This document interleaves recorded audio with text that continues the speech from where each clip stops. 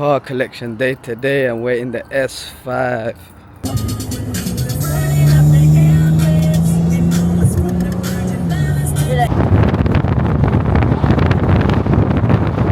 Guys, there's no service at all. Do a bloopers, I'm not gonna lie. Yo, it's your boy T. I'm here with my new baby.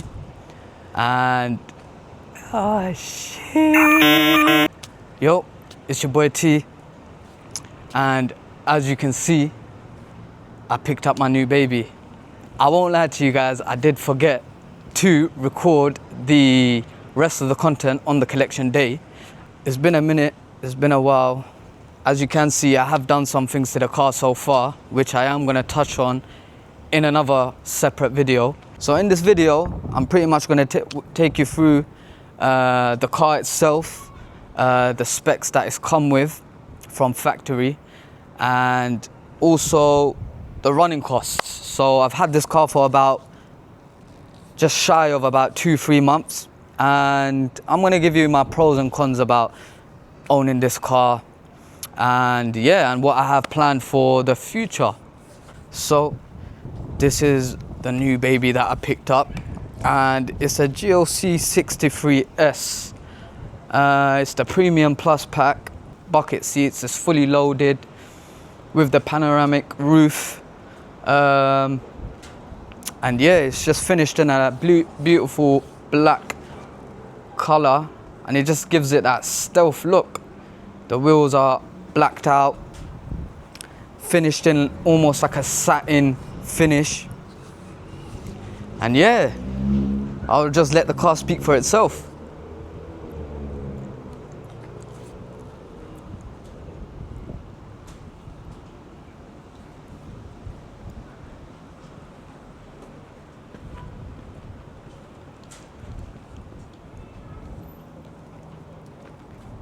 So first things first, let's start with the engine. Why did I grab this car? I mean, a lot of you guys may know I had a V6 twin turbo C43, which was on a stage 2. It was running a stage 2 package by Pure Tuning, and I got bored of the car. I had that car for about 2 years, and it just wasn't giving me that adrenaline that I was looking for, or that I was feeling prior to getting the car mapped. It was just about time that I upgraded to just a bigger liter whip. And on top of that, I did recently have a little girl, which meant I did unfortunately have to let go of the C43, as it was a 3-door coupe and it just wasn't practical. That's why I call this the family wagon. But yeah, let's have a look at the engine bay. So this car comes with a twin turbo V8 engine. It's an absolute beast of a car. Just have a look at these beautiful wheels, finished in a satin black, but it looks a bit more greyish to me. But it looks absolutely beautiful. I'll come into the back of the car.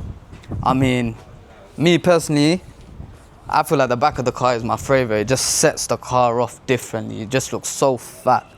Obviously, you've got the GLC 63S badge right here.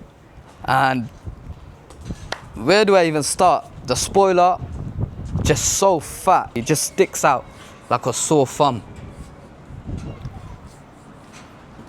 And then you got your quad tips here with the AMG logo on each of the tips. And yeah, let's have a look at the interior. So this car's come with bucket seats, which I think tops it off for me, the interior. It came with a carbon fiber center console, which I feel like just sets the interior off as well.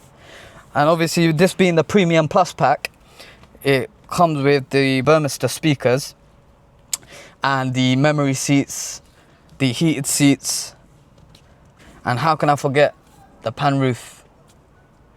Yeah, you cannot have a car without a pan roof, my personal opinion at least. So pros and cons. So far, we'll start off with the good first. I mean, the pros of this car is beautiful, aesthetically pleasing. It has a mean road presence, and it's a V8. Who doesn't love a V8? It's definitely a head turner, even though it's completely stock at the moment. I have done a few modifications to it already, which again I won't be covering in this video, so stay tuned for the next video. But yeah, this being how it is, it's already turning heads, and I haven't even done what I'm planning to do to the car yet. But going back to the pros of the car, so looks, power, the size, definitely. This being a family wagon for me now, space is definitely a big thing. So it definitely has a lot of space. Even the boot space, I forgot to show you guys the boot space. The boot space is very big. So I feel like in terms of keeping the car for long, I feel like I could definitely keep this car for a very long time without having to really think about changing it. Pros again, the bucket seats I really love, the wheels, the back end, the carbon fiber center console. Now let's talk about the cons. Maintenance costs. This being a V8, bigger engine, a lot of people do say that these are very bulletproof engines. However, they don't talk about how expensive it is to maintain. Right. This being said, anything can go wrong. And when anything can go wrong, there's a hefty bill to pay. That's just one thing to kind of consider if you are considering getting any of the 63 or 63S models, whether that be a GLC or a C63 or an E63. Definitely consider and weigh out the financial aspects of things, because it is very expensive to maintain, and these cars do need to be maintained, because if you don't service them on time and frequently, they will cause you problems in the long run, and nobody wants that. Now another con is fuel. Oh my gosh, I've owned this car for about, again, I think it's been 3 months that I've owned this car, and I've been driving this car in comfort 90% of the time, because it has humbled me. And I will be quite honest with you, I am in the petrol station every 2 days filling up. So that is another thing to kind of think about when buying a car like this. Cons. I mean, this being a C63 model, I was kind of gutted. Is that the right term to use? Just kind of let down in terms of the driving experience. I mean, what did I expect? I expected more of a ASBO kind of feel to the drive. For example, like a C6. I do understand that a C63 is rear wheel drive, and this GLC is actually a 4MATIC, which means it's a 4-wheel drive. So you don't really get that, when you put your foot down, you don't really get that slide or that kick out the back that you normally find in a C63.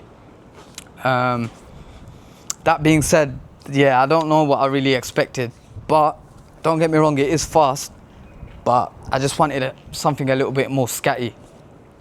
Oh yeah, now we're on the back end of things. The sound. These sound terrible stock.